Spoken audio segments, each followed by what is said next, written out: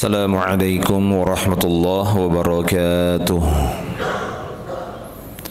Innal hamdalillah nahmaduhu wa nasta'inuhu wa nastaghfiruh wa natubu ilaihi wa na'udzu billahi min shururi anfusina wa sayyiati a'malina. Man yahdihillahu fala mudhillalah wa man yudlil fala hadiyalah. Ashhadu an la ilaha illallah wahdahu la syarika lah wa ashhadu anna Muhammadan abduhu wa rasuluh. Allahumma salli wa sallim ala Rasulillah Muhammadin sallallahu alaihi wasallam wa ala alihi wa ashabihi wa man tabi'ahum bi ihsanin ila yaumiddin. Wa qala Allah ta'ala ya ayyuhalladzina amanu taqullaha haqqa tuqatih wa la tamutunna illa wa antum muslimun, amma ba'du. Ma'asyiral muslimin wal muslimat rahimani wa rahimakumullahu ajma'in. Alhamdulillah, segala puji hanya milik Allah Subhanahu wa taala. Kita bersyukur kepadanya atas segala nikmah yang dilimpahkan untuk kita semua. Nikmatul iman wal Islam, terutama nikmat yang paling besar yang telah kita dapatkan, dan semoga kita senantiasa menjaga nikmat ini dan bersyukur atasnya, yaitu nikmat iman dan nikmat Islam, di mana kenikmatan ini hanya diberikan oleh Allah Ta'ala kepada hamba-hambanya atau sebagian hamba saja. Tidak semua manusia mendapatkan kenikmatan beriman dan di atas Islam, mencintai keimanan serta benci kepada kekufuran. Ini sebuah nikmat.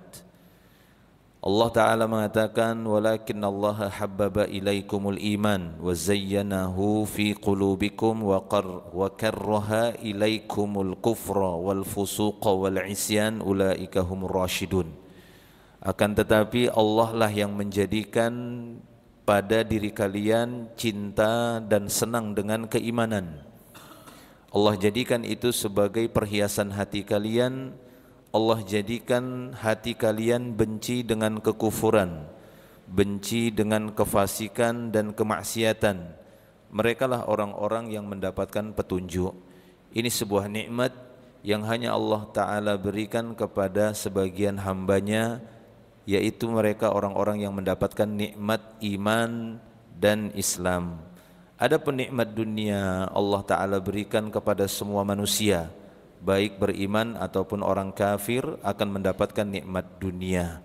Oleh karena itu, hendaknya kita senantiasa mengingat nikmat Allah yang paling besar ini, yaitu sampai detik ini Allah Ta'ala memberikan kepada kita kecintaan dengan keimanan, cinta dengan kebaikan, cinta dengan Islam, dengan amal-amal saleh, dan benci dengan kekufuran, kefasikan dan kemaksiatan.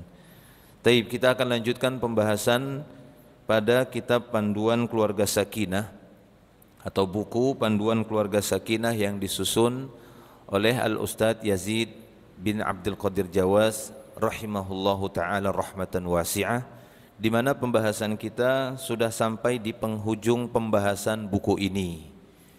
Kita sudah sampai di bab yang terakhir, bab ke-22, yang menjelaskan tentang kedudukan wanita di dalam Islam.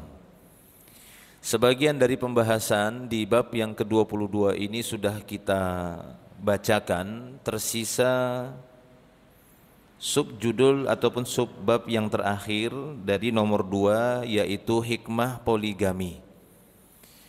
Di akhir pembahasan ini beliau akan menjelaskan bagaimana hikmah dari poligami, di mana kita ketahui kata-kata hikmah merupakan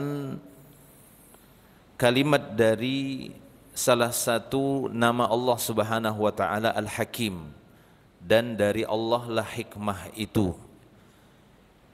Hikmah adalah kebijaksanaan yang datang dari Allah dan padanya ada kebaikan yang besar. Yu'til hikmata may yasha wa may yu'tal hikmah faqad utiya khairan katsira. Allah lah yang memberikan hikmah itu kepada siapa saja yang Dia kehendaki. Maka siapa saja yang diberikan hikmah dari Allah Ta'ala, maka sungguh dia telah diberikan kebaikan yang besar. Oleh karena itu, hamba-hamba Allah Ta'ala yang mendapatkan hikmah dari poligami ini, merekalah orang-orang yang telah diberikan kebaikan yang besar oleh Allah Subhanahu wa Ta'ala. Sehingga penting bagi penulis di sini untuk menjelaskan hikmah dari poligami, karena poligami itu sendiri bagian dari syariat Allah, bahkan syariat yang utama karena dia berkaitan dengan hukum pernikahan, sebagaimana yang sudah kita bahas sebelumnya tentang hukum-hukum pernikahan. Taib, kita hanya sekedar membacakan saja apa yang ditulis oleh penulis di sini, dan sekiranya nanti ada yang perlu kita jelaskan akan kita jelaskan, karena sekilas saya melihat cukup jelas beliau menjelaskan di sini tentang hikmah poligami. Kata penulis di sini, sesungguhnya berpoligami itu mempunyai hikmah yang sangat besar dan banyak maslahatnya yang tidak diketahui oleh orang-orang yang menjelek-jelekkan Islam. Jadi menjelek-jelekkan poligami itu sama saja menjelek-jelekkan Islam. Membenci syariat pernikahan, membenci syariat poligami itu sama saja membenci syariat pernikahan. Seakan-akan dia mengatakan haram menikah, karena poligami tidak lepas dari hukum pernikahan. Berbicara tentang poligami yaitu berbicara tentang akad nikah. Maka membenci poligami sama seperti dia membenci akad nikah. Oleh karena itu ini merupakan kebencian orang-orang kafir terhadap syariat poligami. Aslinya orang-orang kafir tidak suka dengan adanya syariat pernikahan, akad nikah lebih dari sekali ataupun poligami ini. Sementara mereka bodoh, tidak mengerti hikmah di balik pensyariatan ajaran-ajarannya. Nah, kata beliau, di antara hal-hal yang mendukung hikmah di balik diperbolehkannya berpoligami adalah sebagai berikut, kata beliau. A. Sesungguhnya Islam melarang perzinaan dan sangat keras dalam mengharamkannya, karena perzinaan itu merupakan perbuatan yang keji dan sejelek-jelek jalan yang dapat menimbulkan kerusakan-kerusakan fatal yang tidak terhitung jumlahnya. Di antaranya adalah kaburnya masalah keturunan ataupun nasab, membunuh sifat malu, menodai dan menghapus kemuliaan dan kehormatan wanita, karena zina akan meliputinya dengan kehinaan yang tiada batasnya.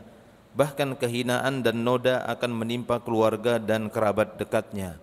Inilah di antara bahayanya perbuatan zina, yaitu orang-orang yang melakukan hubungan badan di luar akad nikah. Maka orang-orang yang melakukan perbuatan ini sejatinya adalah orang-orang yang tidak punya malu. Mereka adalah orang-orang yang sudah tipis rasa malunya ataupun telah menodai dirinya sendiri, menghapuskan kemuliaan dan kehormatan pada diri mereka yang Allah Ta'ala meletakkan kehormatan pada manusia. Allah Ta'ala berfirman, وَلَقَدْ خَلَقْنَا الْإِنسَانَ فِي أَحْسَنِ تَقْوِيمٍ.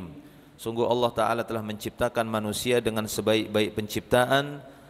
وَلَقَدْ كَرَّمْنَا بَنِي Adam, kata Allah, kami telah memberikan kemuliaan bagi anak keturunan Adam. Maka orang yang berbuat zina ataupun orang-orang yang menempuh jalan-jalan yang bisa mengantarkan kepada perbuatan zina adalah orang-orang yang telah mengotori diri mereka sendiri, menodai diri mereka sendiri, yang telah mengikis rasa malu pada diri mereka sendiri. Sehingga kata beliau, di antara bahaya zina adalah bahwasanya zina merupakan tindakan pelecehan terhadap janin yang diperoleh dari hasil perzinaan, karena ia akan hidup dengan nasab yang terputus. Di antara bentuk kezaliman adalah orang-orang yang berbuat zina, karena dia menjadi sebab terlahirnya seorang anak tanpa ayah. Walaupun ayahnya ada, masih hidup, akan tetapi tidak bisa dinasabkan kepada ayahnya dari hasil perbuatan zina. Maka ini kezaliman yang berkepanjangan. Orang yang melakukan perbuatan zina, maka mereka memiliki andil dosa kezaliman atas anak yang terlahir. Anak tersebut seumur hidupnya seorang anak yang tidak punya nasab kepada bapak, maka dosa ini ditanggung oleh kedua laki-laki perempuan yang telah berbuat zina tadi. Oleh karena itu Islam mensyariatkan nikah. Menikah ya satu ataupun kedua, tiga dan keempat seperti yang sudah dijelaskan sebelumnya dengan istilah ta'adduduz zaujat ataupun poligami. Termasuk bahaya zina berbagai penyakit mental dan penyakit jasmani yang akan timbul sebagai akibat dari perbuatan terkutuk itu yang sulit ditanggulangi, bahkan kadang sampai mengancam jiwa pezina itu sendiri, seperti penyakit sifilis, gonor, AIDS dan lain sebagainya, dan penyakit-penyakit kelamin lainnya. Inilah efek negatif yang akan diderita orang-orang yang berbuat zina, baik itu pada jasmani demikian juga pada mentalnya. Orang-orang yang berbuat zina akan mengalami gangguan mental. Setidaknya mereka akan mengalami kecanduan berzina. Na'udzubillah. Ketika Islam mengharamkan zina dan dengan keras mengharamkannya, ia juga membuka lebar pintu yang masyru', yang sah, di mana seorang dapat merasakan ketentraman, kedamaian dan keluasan. Itulah dia akad nikah. Itulah dia akad pernikahan. Sehingga kata beliau, jadi Islam mengajarkan menikah dan memperbolehkan poligami sebagaimana dibahas di atas. Tidak ada keharaman dari poligami ketika dia dilaksanakan secara baik dan benar. Dan tidak boleh bagi umat Islam untuk membenci syariat Tuhannya, syariat Allah Subhanahu wa taala, yang Allah menghalalkan menikah lebih dari satu istri bagi seorang laki-laki. Sehingga kata beliau, tidak diragukan lagi bahwasanya melarang poligami adalah tindakan kezaliman atas laki-laki dan wanita. Sebenarnya membenci ataupun melarang poligami ini, apalagi sampai menyatakan pengharuman, betul-betul mengharamkan yang namanya poligami, maka ini sebuah tindakan zalim tidak hanya pada laki-laki tapi juga pada wanita, karena ada sebagian besar wanita yang terhalangi untuk mendapatkan suami. Maka orang-orang yang membenci poligami ini, dialah yang akan menanggung dosanya sampai hari kiamat, karena membenci syariat Allah dan menjadi bagian dari penghalang sebagian wanita yang ingin mendapatkan suami dan ingin mendapatkan keturunan, ingin mendapatkan kehidupan sakinah, mawaddah dan ar-rahmah. Maka kata beliau, melarang poligami akan membuka lebar pintu perzinaan. Karena jumlah wanita itu lebih banyak daripada jumlah pria dan setiap masa dan tempat. Hal itu akan lebih jelas lagi pada masa seringnya terjadi peperangan. Apalagi jika ya satu masa atau satu waktu di sana manusia banyak terpicu untuk melakukan ya peperangan.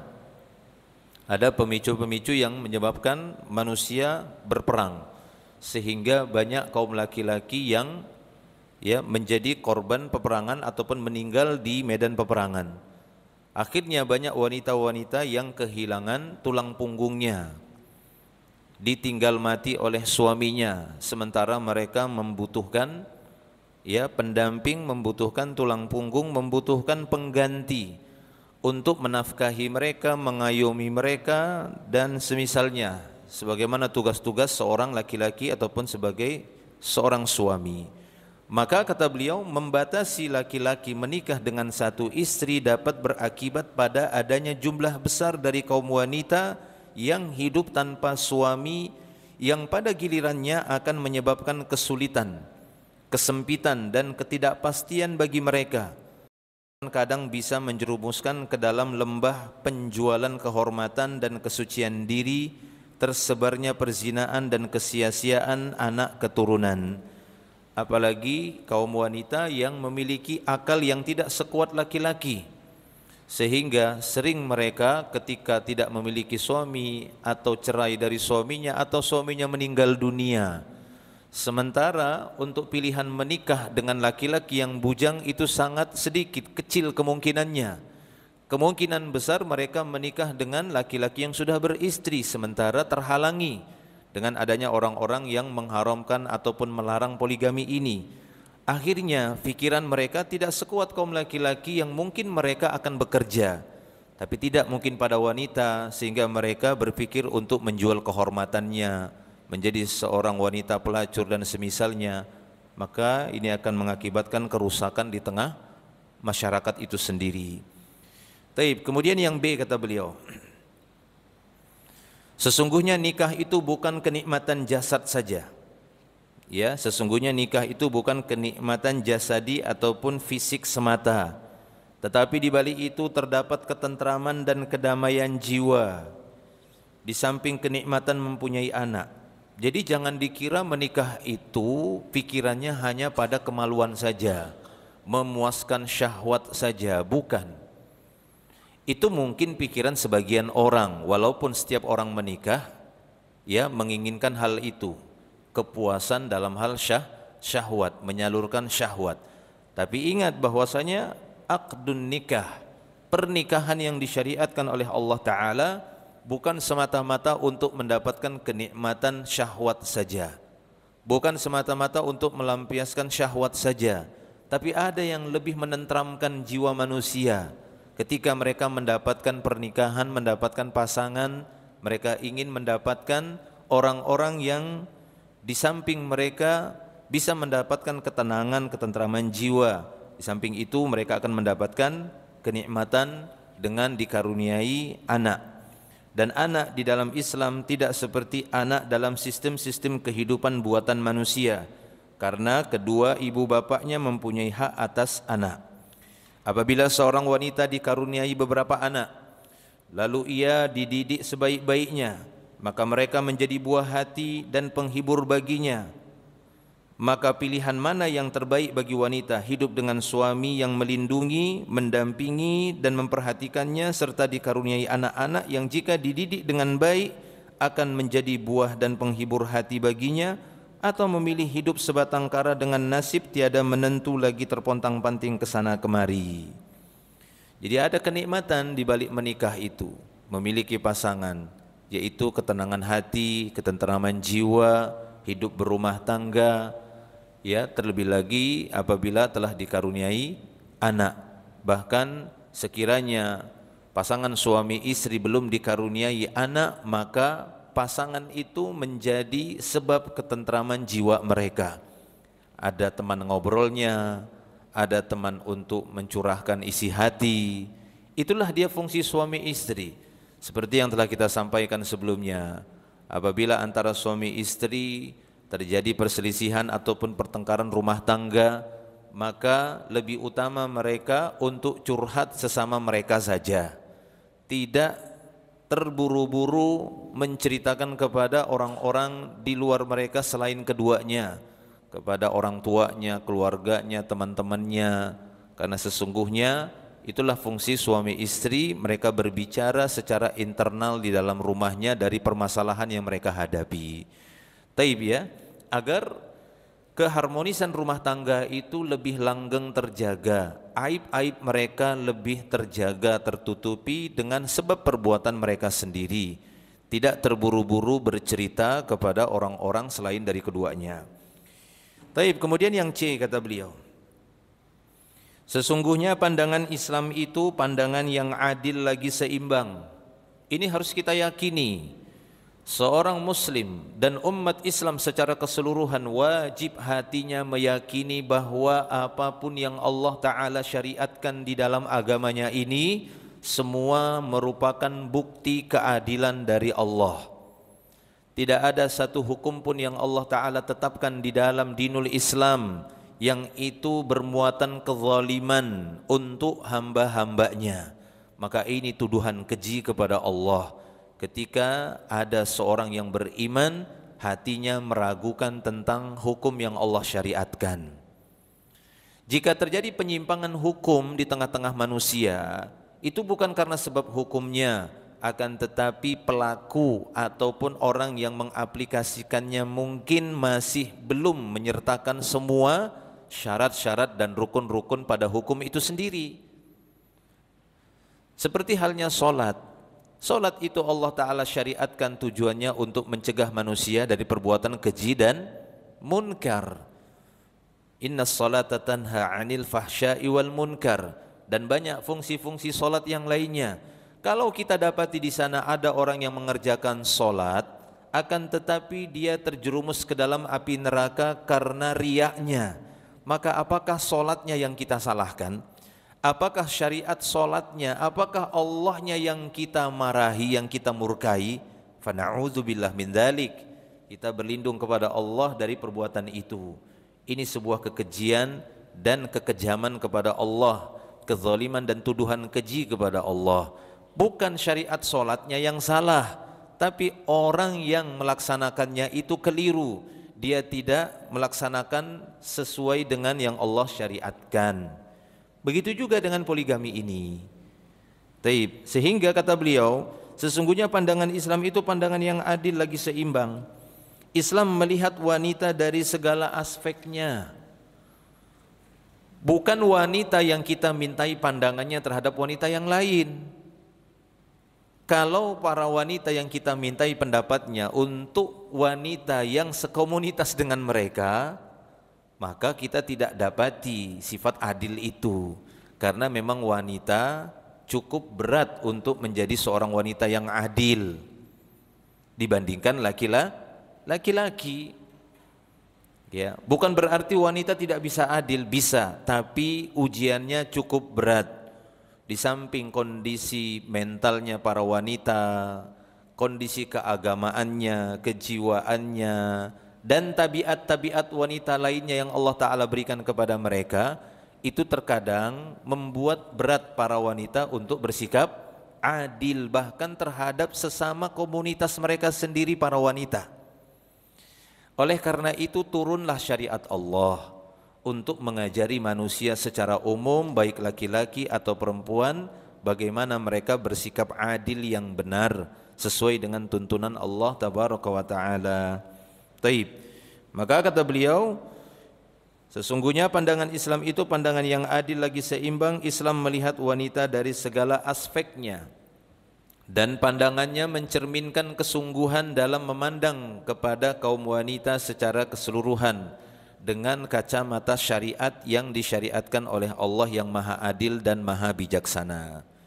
Karena yang paling benar memandang suatu kasus itu tidak dari satu sisi saja, harus kita pandang dari segala sisinya. Begitulah sifat adil yang Allah ajarkan kepada kita ketika mengambil keputusan demi keputusan, yang sering disebut dengan menimbang maslahat dan mudharrah. Taib. Apabila begitu, lalu apa dosa wanita-wanita awanis? Apa dosa wanita-wanita yang membujang hingga lewat usia nikah, yang tidak punya suami? Kenapa tidak dilihat dengan mata yang penuh kasih sayang kepada wanita yang menjanda karena ditinggal mati suaminya, sedangkan ia masih berada pada usia produktif? Kenapa tidak boleh melihat dan memperhatikan wanita yang amat banyak jumlahnya yang hidup tanpa suami? Yang mana yang lebih baik bagi wanita hidup dengan senang di bawah lindungan suami bersama wanita lainnya ataupun bersama istri atau madu yang lainnya, sehingga dengan begitu ia merasakan kedamaian dan ketentraman jiwa. Ia temukan orang yang memperhatikannya dan mendapat karunia anak karenanya, ataukah hidup seorang diri tanpa suami sama sekali? Ya, ini bahan-bahan untuk berfikir ya. Beliau menyampaikan ini sebagai bahan pemikiran kaum muslimin ataupun umat Islam secara keseluruhan tentang para wanita-wanita yang mereka tidak memiliki suami padahal mereka masih masa produktif, sehingga mereka mencapai masa awanis, sehingga mereka mencapai masa-masa yang sudah tidak produktif lagi, sementara mereka belum pernah menikah sama sekali. Kenapa? Karena itu tadi, karena ada pandangan sebagian orang bahwasanya tidak boleh poligami, terlarang poligami, haram poligami, sehingga mengakibatkan sebagian besar kaum laki-laki yang jumlahnya lebih sedikit dari wanita, mereka akhirnya seakan-akan berputus asa, padahal mereka orang yang mampu untuk memiliki istri lebih dari satu. Taib. Kemudian mana yang lebih baik bagi masyarakat? Ada sebagian kaum pria yang berpoligami hingga masyarakat terhindar dari beban gadis-gadis tua. Atau tidak seorang pun berpoligami sehingga masyarakat berlumur dengan berbagai kehancuran dan kerusakan maksiat. Mana yang lebih baik bagi individu? Seorang mempunyai 2, 3 atau 4 istri, ataukah cukup dengan satu istri dengan puluhan wanita simpanan di baliknya? Ya, ini bahan-bahan pemikiran ataupun untuk bahan pandangan bagi umat Islam dalam hal ini. Taib, untuk memberikan pilihan. Kadang kasus demi kasus itu ada beberapa pilihan. Seperti yang kita sebutkan tadi, antara maslahat dan mudarat. Melihat beberapa maslahat di mana harus memilih di antara maslahat. Wa in tazaham adadul masalihi yuqaddamul a'la minal masalihi. Seperti disebutkan di dalam kaidah. Jika berdesakan beberapa kemaslahatan, maka didahulukan maslahat yang paling besar. Begitu juga berkaitan dengan kebalikannya. Wadidduhu tazahumul mafasidi, murtakabul adna minal mafasidi. Begitu juga kebalikannya. Jika ada pilihan beberapa mafsadat, maka tidak mengapa dilanggar mafsadat yang lebih ringan. Taib. Kemudian yang D, berpoligami itu tidak wajib hukumnya. Dari hukum ini banyak laki-laki muslim yang tidak mau melakukan poligami karena sudah puas dengan satu istri, dan karena merasa tidak dapat berlaku adil apabila berpoligami. Oleh karena itu ia tidak perlu berpoligami. Kemudian yang E, tabiat dan naluri kaum wanita sangat berbeda dengan tabiat dan naluri kaum pria. Memang beda, laki-laki dan perempuan ada perbedaannya. Ini tidak kita pungkiri pada tabiat-tabiatnya. Ya, walaupun dalam secara keumuman dalam timbangan hukum-hukum Islam, maka tidak dibedakan antara laki-laki dan perempuan sampai ada hukum yang memang membedakan antara keduanya. Akan tetapi dari sisi tabiat yang dibawa oleh masing-masing, naluri kaum wanita dan tabiat naluri kaum pria itu memiliki perbedaan. Hal itu jika dilihat dari sudut kesiapan untuk digauli misalnya. Wanita tidak selalu siap untuk digauli pada setiap waktu, karena wanita harus melalui masa haid hingga 10 hari atau mencapai 2 pekan pada setiap bulannya yang menjadi penghalang untuk digauli. Pada masa nifas atau setelah melahirkan juga sebagai penghalang hingga biasanya mencapai 40 hari. Melakukan hubungan suami istri pada 2 masa tersebut, masa haid, nifas, dilarang secara syar'i dan hukumnya haram karena mengandung resiko yang membahayakan yang sudah tidak diragukan lagi. Pada masa kehamilan, kesiapan wanita untuk dicampuri suaminya juga kadang melemah, dan demikian pula selanjutnya. Sedangkan kaum laki-laki, kesiapannya selalu stabil sepanjang bulan dan sepanjang tahun kapan waktu. Bahkan sebagian laki-laki yang jika dihalang-halangi untuk berpoligami, niscaya akan terjerumus ke dalam perzinaan. Nah, ini mungkin yang dikhawatirkan, yang ditakutkan atau yang dijadikan alasan oleh sebagian laki-laki ketika mereka mengadukan kepada sebagian ahlul ilmi dengan mengatakan, kalau saya tidak poligami saya khawatir terjatuh kepada zina. Ya, padahal dia sudah punya satu istri. Kenapa bisa demikian? Nah, maka inilah yang ditakutkan. Ada laki-laki seperti itu, ada. Ya, walaupun ada laki-laki yang tetap bisa menjaga kehormatannya. Ya, sekiranya laki-laki tersebut hanya satu istri dalam masa haidnya, masa nifasnya, atau ketika masa-masa hamilnya seperti yang disebutkan tadi, dia masih bisa menjaga kehormatannya. Tapi apa semua laki-laki seperti itu? Sehingga tidak bisa kita memukul rata satu hukum kepada laki-laki secara keseluruhan. Ketika ada laki-laki seperti itu dan dia memang berlaku jujur, khawatir dengan perbuatan zina, maka solusinya menikah lagi itu lebih utama baginya daripada dia terjatuh kepada perbuatan zina tadi. Walaupun ada mafsadat dalam keluarganya, ada, mungkin istrinya akan marah, kan begitu. Itu yang paling sering. Ya, istrinya akan marah, akan tetapi mafsadat pada dirinya lebih besar jika dia tidak menikah lagi.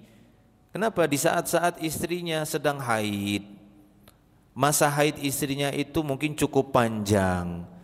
Jangankan sampai 7 hari, 10 hari, 14 hari, 2 pekan. Kalau sekiranya masa haidnya 1-2 hari bagi laki-laki yang tidak bisa melewati 1 hari kecuali dia harus melampiaskan syahwatnya atau berhubungan intim 1 hari saja tidak bisa terlewatkan, maka ini bahaya. Ya, siapa yang akan bertanggung jawab ketika dia nanti berzina? Apakah semua orang berlepas diri? Ya, rasai kamu sendiri, siapa suruh kamu berzina? Ya, Islam tidak seperti itu cara pandangnya. Cara pandang yang sangat picik dan tidak memperdulikan orang lain. Kamu berzina, ya rasain kamu sendiri, kamu yang tanggung sendiri. Tidak demikian. Maka disitulah di sini beliau memberikan pandangan demikian. Karena tabiat laki-laki tadi kata beliau enggak sama. Ya, tabiat laki-laki dengan perempuan terutama dalam hal bergaul. Sementara masa-masa wanita itu ada masa-masa dia harus kosong dari berhubungan intim seperti itu. Dan diharamkan untuk melakukan itu. Tapi laki-laki tidak ada masa itu. Belum lagi ketemu laki-laki yang memang dia memiliki tingkatan syahwat yang sangat besar. Sehingga resiko zinanya itu sangat besar apabila dia hanya 1 istri saja. Nah, ini yang beliau maksud. Orang-orang yang seperti ini kalau dipukul rata, membenci poligami, diharamkan poligami, dihalangi poligami, maka kemana laki-laki seperti ini mencari solusi? Ya, kalaulah kita mengatakan ya urus sendirilah, Islam tidak demikian. Islam akan tetap mencari jalan yang dihalalkan oleh Allah Ta'ala dan memberikan efek-efek yang positif di belakang harinya seperti tadi. Mendapatkan ketentraman, mendapatkan kebahagiaan, mendapatkan anak yang dengan anak tadi dia akan mendapatkan pahala mengalir setelah meninggalnya. Dia didik menjadi anak yang saleh, dia memberikan nafkah dengan ikhlas, di mana nafkah itu akan menjadi sedekah jariyahnya sampai hari kiamatnya, sampai di alam barzakhnya. Karena nafkah yang diberikan suami kepada istri itu bagian dari sedekah jariyah. Suami meninggal dunia, lalu dia memberikan selama hidupnya nafkah kepada istri dan anaknya, itu menjadi sedekah jariyah bagi dia. Karena hartanya itu berjalan di daging istrinya, sedekah jariyahnya itu berjalan di daging anak-anaknya yang dia beri makan setiap hari, tidak sekali tapi 3 kali sehari.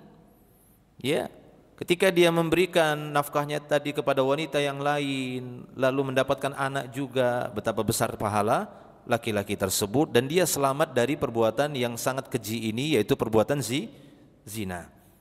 Itu dia para jemaah milik Allah Subhanahu wa taala. Taib. Kemudian yang F, ada kalanya sang istri itu mandul, tidak dapat menurunkan anak, sehingga suami tidak dapat menikmati bagaimana punya anak. Ya, anak itu kenikmatan atau bukan? Anak itu kenikmatan atau bukan? Kenikmatan, karunia Allah, pemberian Allah Ta'ala, rezeki dari Allah.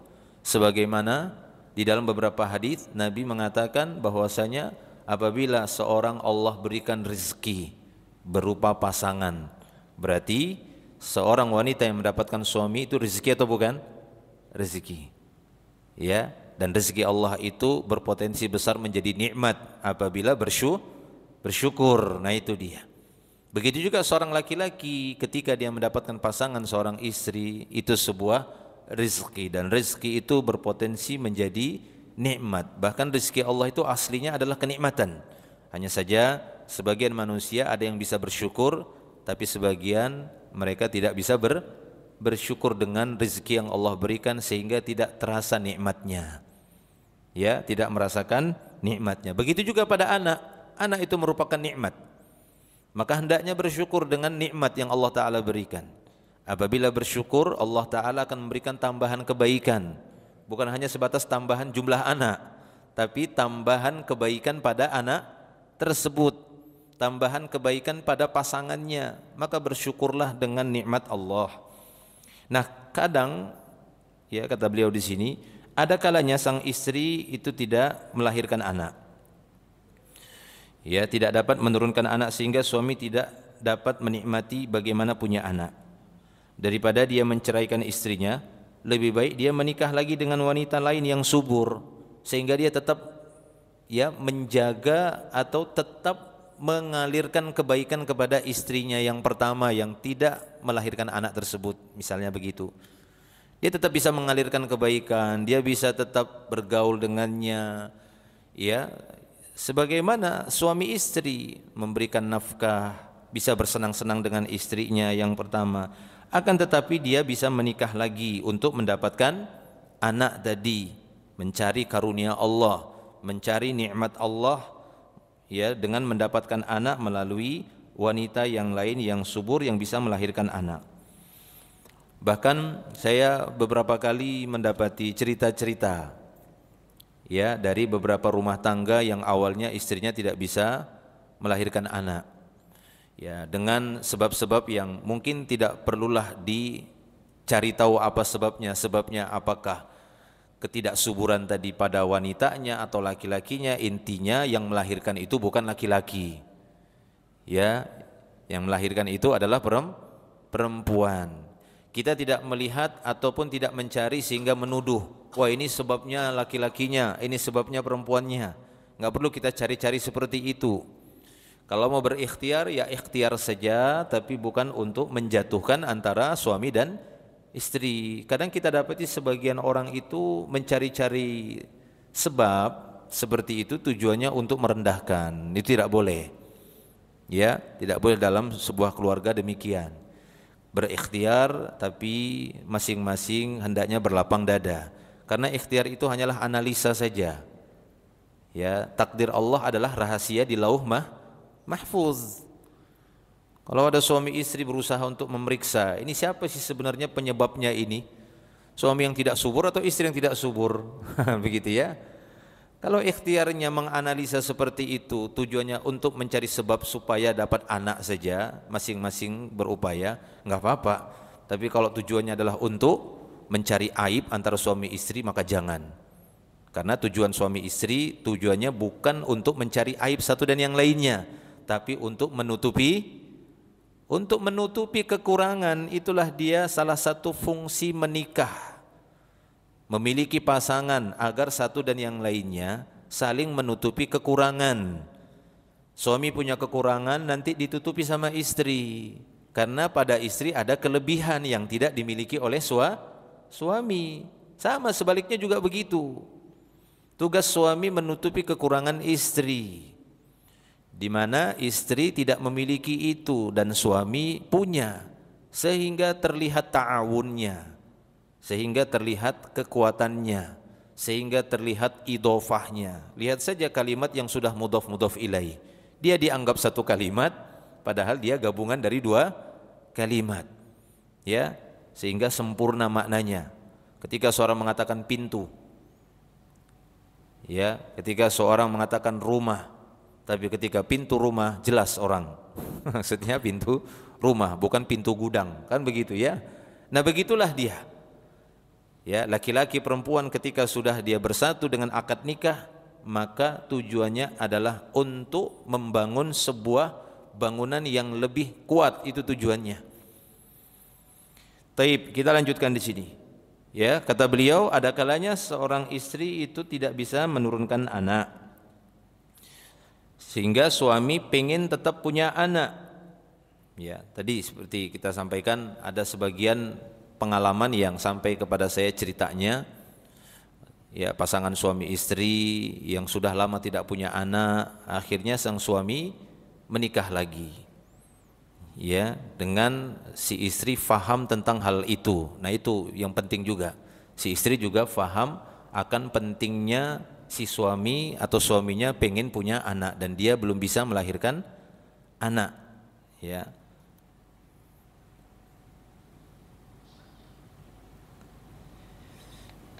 Ya, pengumuman sejenak ya. Mohon maaf.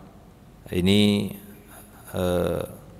untuk mobil KT 1728, bukan mobil saya kayaknya nih. Ya, mohon bisa dipindah. Ya, sebentar ya. Mohon bisa dipindah, mungkin ada blind spot katanya ini ya. Ya, untuk mobil yang KT 1728 HT. Barangkali ada bapak atau ibu yang punya mobil untuk KT 1728, mungkin bisa ditertibkan dikit. Barakallahu fikum. Taib. Ya, kita lanjutkan kisah tadi ya. Jadi ini tidak hanya satu pasutri saja saya dapati. Ada beberapa, saya beberapa kali dalam sepanjang kehidupan saya beberapa kali dapat seperti itu. Di mana sang istri merasa ya bahwasanya suami saya pengen punya anak. Dan sang istri juga memiliki pengertian yang sangat tinggi. Ya, tidak terlalu mempertahankan egonya ya bahwa kamu harus punya anak dari saya saja. Dalam waktu yang sudah cukup lama akhirnya sang ya suami pun menikah lagi. Setelah menikah lagi mendapatkan anak dari istri yang kedua, dengan karunia Allah Ta'ala istri yang pertama pun jadi hamil juga. Ya, banyak kita dapati kisah seperti itu. Istri yang pertama juga ikut hamil padahal sudah lama tidak hamil. Nah, seperti itu. Ada karunia Allah Ta'ala di balik itu semua yang itu di luar prediksi. Padahal mungkin dalam sisi analisa bisa saja dianalisa, wah ini yang bermasalah sang suami ini kurang subur.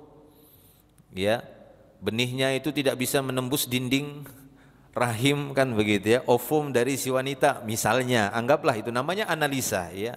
Analisa ahli kesehatan, tapi itu kan analisa sebatas ilmiah penelitian di mana segala kehendak manusia tetap harus mengikuti kehendak Allah. Wa ma tasyauna illa ayyasha Allah. Tidaklah kalian berkehendak, menganalisa, meneliti, berikhtiar, semua kehendak kalian harus ikut kehendak Allah Rabbul Alamin. Enggak bisa para jemaah.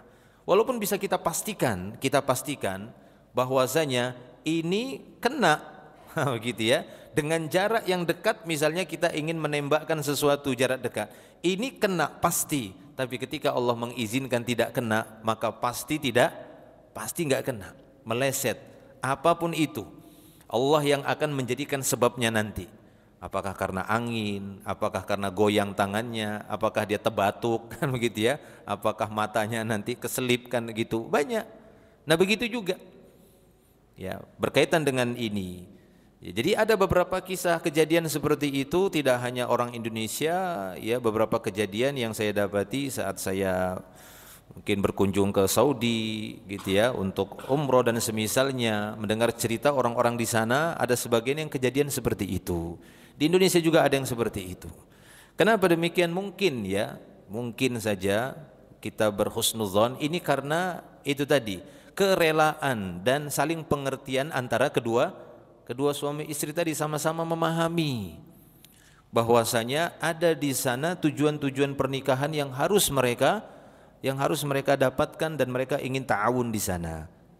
Ya, akhirnya apa? Allah Ta'ala membukakan kepada mereka kebaikan dan memberikan kelapangan dada bagi mereka. Ya, bahwa hati manusia ini itu berada di jari jemari Allah Ta'ala, di tangan Allah Ta'ala. Allah Ta'ala yang membolak-balikkan hati manusia. Taib. Kita lanjutkan. Ya, mungkin ada yang bertanya-tanya, apabila suami yang mandul sedangkan istri normal. Nah, ini sekalian beliau jelaskan di sini. Mungkin ada yang bertanya-tanya, apabila benar suami yang mandul dengan bukti-bukti, analisa penelitian dari ahli, sedangkan istri sebenarnya subur, normal, ya, apakah istri mempunyai hak untuk berpisah? Jawabnya iya. Ia berhak untuk itu jika menghendakinya. Nah, itu ya. Jadi ini hukumnya. Artinya apabila seorang wanita juga sudah melalui ikhtiar, kemudian mendapatkan bukti-bukti yang sangat kuat bahwa yang mengalami gangguan itu pada suami misalnya, sedangkan si istri menurut analisa ataupun penelitian yang kuat dari ahlinya sebenarnya dia subur, maka sang istri dibolehkan untuk khulu seperti yang sudah kita bahas jika dia memang mau, dan Islam membolehkan itu. Para ulama juga memberikan fatwa demikian jika dia mau. Tapi kalau dia tetap ingin bersama suaminya, maka ini juga boleh. Akan tapi kemungkinan besar ya dia tidak akan mendapatkan anak, apalagi kalau nanti menikah lagi kan begitu ya. Karena yang mengalami gangguan itu pada suaminya yang memang tidak produktif lagi misalnya, atau tidak bisa memproduksi anak ya. Taib. Wallahu a'lam. Kemudian yang G.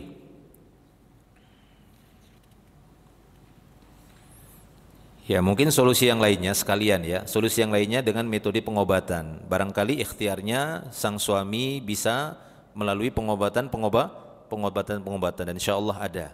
Ya, makanya kan terjual itu ada satu sisi lah, satu sisi baiknya itu adanya, mohon maaf ini ya, obat-obat kuat misalnya begitu ya. Kalau memang tujuannya itu adalah untuk menyenangkan keharmonisan ataupun untuk meraih anak sehingga dengan itu bisa dapat anak karena lebih kuat misalnya, maka itu bisa ditempuh.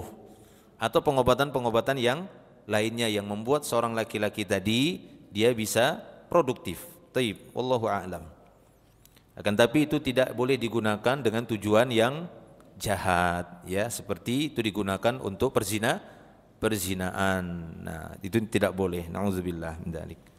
Taib. Kemudian yang G, terkadang istri mengidap penyakit menahun seperti lumpuh atau lainnya sehingga tidak mampu mendampingi suami yang menjadi tugasnya. Maka daripada menceraikannya, lebih baik tetap bersamanya dan berpoligami atau menikah lagi dengan wanita yang lain. Seperti istri Nabi sallallahu alaihi wasallam Sauda ya.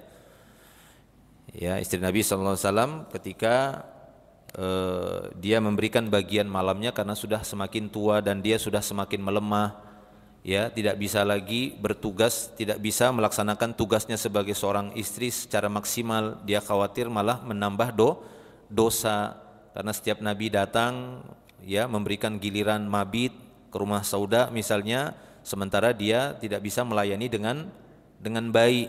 Sementara Nabi kita SAW ya masih seorang laki-laki yang sangat produktif. Allah Ta'ala memberikan kekuatan 30 laki-laki pada Nabi, yang Nabi SAW mampu menggilir istrinya semuanya dalam satu malam. Ya, kekuatan yang Allah Ta'ala berikan kepada beliau. Sehingga karena khawatirnya dia untuk tidak bisa melayani, tidak melaksanakan tugasnya dengan baik, dia pun menyerahkan malamnya kepada Aisyah radhiyallahu anha dengan catatan Nabi tidak menceraikannya. Nah, gitu ya, Nabi tidak menceraikannya. Tetap dia berstatus sebagai istri Nabi. Nah, begitu juga ya, apabila di sana ada seorang istri yang mungkin telah mengidap penyakit yang bertahun-tahun bahkan sampai lumpuh dan tidak bisa lagi melaksanakan tugasnya sebagai seorang istri kepada suami, maka daripada menceraikannya, maka sang suami menikah lagi. Kemudian dia tetap mengurus istrinya, tetap ya memberikan kewajiban-kewajibannya, menafkahinya kepada istrinya.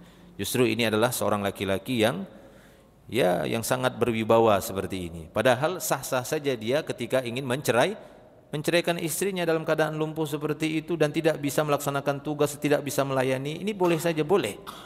Sama tadi seperti seorang wanita dibolehkan dia untuk khulu, minta cerai dari suaminya ketika dia mendapati suaminya mungkin tidak bisa memberikan kewajiban, ya, tidak bisa memenuhi hak biologis misalnya. Boleh seorang istri minta khulu. Ya, karena dia tidak mendapatkan kebahagiaan itu dan dia khawatir jatuh kepada kekufuran. Ya, benci kepada suami, melawan suami terus misalnya, tidak mendapatkan ya kedongkolan yang besar. Lebih baik mereka pisah. Nah, begitu juga seorang suami dibolehkan apabila dia tidak mendapatkan pelayanan yang selayaknya dari istrinya karena kondisi istrinya yang mungkin sudah sakit, lumpuh misalnya, boleh saja. Karena dia tidak mendapatkan ya apa yang bisa dia dapatkan dari istrinya. Tapi sekiranya dia mau berlapang dada untuk tetap mempertahankan istrinya, tetap memberikan kewajibannya kepada istri karena statusnya masih istri, lalu dia menikah lagi berpoligami, maka ini lebih baik. Ya, yang ini lebih baik karena dia tetap bersamanya, lalu dia berpoligami dan menikah lagi dengan wanita lain. Taib. Kadang-kadang tingkah laku istri amat buruk. Nah ini kadang-kadang ya, gak semua wanita begitu. Kadang-kadang ada yang seperti itu. Seperti berperangai jahat, berakhlak buruk, tidak bermoral, dan tidak menjaga hak-hak suami. Daripada menceraikannya, lebih baik tetap bersamanya dan menikah dengan wanita lain sebagai penghargaan kepada istri pertama dan menjaga hak-hak keluarga serta menjaga kemaslahatan anak-anak jika suami telah punya anak darinya. Ini alasan-alasan konkret. Alasan-alasan yang real, bolehnya seorang laki-laki menceraikan istrinya ya karena melihat akhlak yang sudah sangat berat si istri, ya. Akhlak buruknya misalnya.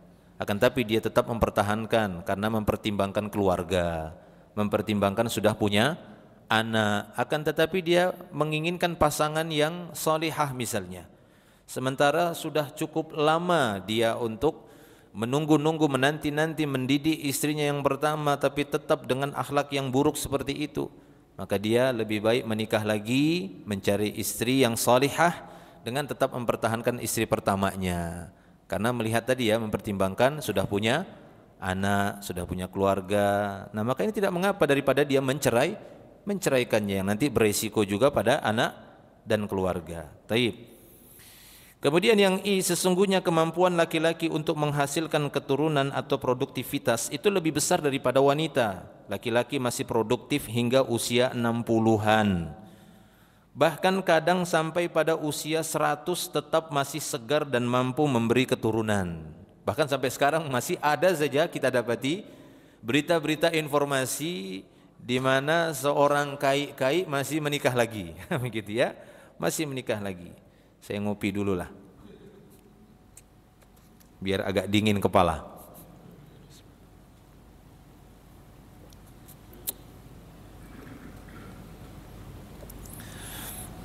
Ya, masih kita dapati hari ini laki-laki yang umurnya sudah 60 bahkan di atas itu sebagaimana yang disampaikan rahimahullah di sini, memang itu terjadi real apa adanya, ada gitu ya. Bahkan masih kita dapati berita-beritanya saat ini di media sosial. Ya, bukan yang bukan yang pernikahan bodong kemarin ya, bukan yang pakai mahar, pakai cek bodong kan, bukan yang itu. Ada kan gitu ya, ada beberapa yang lain yang benar-benar itu menikah tapi umurnya sudah tua gitu ya. Kemudian dia mendapat istri yang masih sangat muda jauh, mungkin itu seumuran sama cucunya atau mungkin sama cicitnya, tapi dia masih produktif. Daripada dia berzina dan menambah dosa, kan dia tidak mau mati dalam keadaan membawa dosa zina. Na'udzubillah. Jangan sampai seperti itu. Ya, jangan sampai meninggal dunia dalam kondisi ya membawa dosa, karena khawatir nanti dia dibangkitkan seperti dia meninggal dunia. Umumnya begitu para jemaah. Seorang itu nanti dibangkitkan dengan kondisi terakhir dia meninggal dunia. Ya, itulah tanda seorang su'ul khotimah atau husnul khotimah. Makanya kenapa Nabi SAW ketika ada yang meninggal dunia waktu ihram, kata Nabi la tukhammiru ra'sahu wa wajhahu, kata Nabi, jangan kalian tutupi wajah dan kepalanya. Fa innahu yub'atsu yaumal qiyamah mulabbiyan, karena nanti pada hari kiamat dia dibangkitkan begini, lagi bertalbiyah, lagi ihram. Nah, banyak para ulama beristidlal bahwa seorang nanti dibangkitkan dari kubur itu kondisinya seperti dia meninggalnya. Saat-saat dia meninggalnya itu gimana? Kalau saat-saatnya dia meninggalnya itu mati syahid, maka dia dibangkitkan dengan darah-darahnya, ya atau tidak? Iya, seperti itu. Ketika dia meninggal dunia misalnya lagi berbuat baik lah secara umum, apakah lagi ngasih makan orang, lagi ngasih makan anaknya, lagi bekerja misalnya dia untuk memberi nafkah anak istrinya, dia dibangkitkan seperti itu. Dia dibangkitkan dalam kondisi dia sedang berbuat baik, ya, untuk menunjukkan kemuliaan. Ya, saya tidak katakan bagaimana Ustaz kalau misalnya meninggalnya itu lagi mutar baut, kan begitu kan, memang itu kerjanya, dia meninggal dunia misalnya, tertimpa sesuatu, ya, kemudian bisa kecelakaan kerja lah kan begitu. Kalau niat dia, keberangkatan dia dari rumah itu memang untuk menunaikan kewajiban dia memberikan nafkah, maka ini sebuah perjuangan jihad fi sabilillah. Ya, saya tidak katakan dia dibangkitkan bawa mur dan baut, enggak juga kan begitu ya. Tapi begitulah Allah memuliakannya. Dia akan dibangkitkan seperti dia meninggal. Ya, makanya ada hadis sana itu yub'atsu kullu ahadin ala ma mata alaih. Setiap orang dibangkitkan sesuai dengan proses kematiannya. Maka apabila seorang meninggal dunia dalam keadaan sedang bermaksiat, na'udzubillah, dia akan dibangkitkan seperti itu. Bagaimana kalau sekiranya seorang dibangkitkan dalam kondisi berzina? Na'udzubillah. Ya, ini menakutkan dan menjijikkan. Na'udzubillah min dzalik. Jangan sampai kita dibangkitkan dari kubur kita pada hari kiamat dalam kondisi berbuat jahat. Kita tidak tahu kematian itu kapan datang kepada kita. Maka usahakan agar akhir dari kehidupan kita itu sedang berbuat kebaikan, sehingga ketika ada orang tua yang sudah begini, jangan malah dibully. Udah tua, udah kai-kai, masih aja mikirnya kawin katanya. Lah kalau itu halal sesuai dengan syariat Allah, maka enggak mengapa, silahkan saja. Ya, apakah itu menikah yang kedua, ketiga, kecuali itu yang kelima, ya itu harus ditegur, enggak boleh kai begitu ya. 4 aja begitu. Udah cukup, udah kebanyakan. Uang saya banyak kata dia. Ya udah bersedekah saja, cari jalan yang lain. Karena jalan yang ini sudah maksimal, cari jalan yang lain. Biayai saja janda-janda itu kan begitu, itu lebih baik. Ya, dibiayai, dikasih uang tanpa harus dinikahi misalnya. Taib ya. Kemudian selanjutnya, selanjutnya kata beliau di sini, sedangkan kemampuan wanita rata-rata berhenti sampai usia 40. Ya, ini rata-rata atau lebih sedikit. Biasanya begitu. Untuk wanita kalau sudah mencapai 40, sehingga saya sedikit banyaknya ada sedikit penelitian lah. Kalau saya dapati dari hasil survei kecil-kecilan. Biasanya ya umumnya anak wanita itu lebih cepat balighnya daripada anak laki-laki. Ya, mungkin saja karena wanita ini lebih cepat menopusnya kalau begitu ya. Masa produktifnya itu lebih cepat. Nah gitu. Bahkan 40 atau lebih dikit dia sudah ya menopus lah. Sudah bilang itu tidak produktif lagi. Nah itu dia. Nah, laki-laki kadang lama dia balighnya seperti itu. Karena mungkin melihat itu tadi, siklusnya nanti dia mencapai puncaknya justru di umur 40. Masa-masa matangnya itu di 40. Laki-laki itu. Ya, di umur 40 ke atas. Makanya tadi kata beliau di sini bahkan sudah 60, bahkan ada yang 100 masih produktif seorang laki-laki.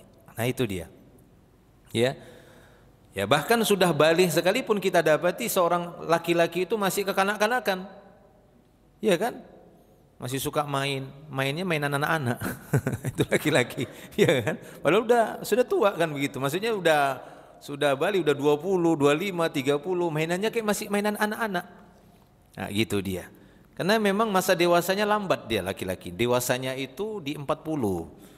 Nah, baru dia terlihat memang seperti bapak-bapak gitu ya. Seorang bapak-bapak yang matang lah begitu. Kalau di bawah itu masih labil. Ya, laki-laki itu masih tergolong labil. Ya, taib.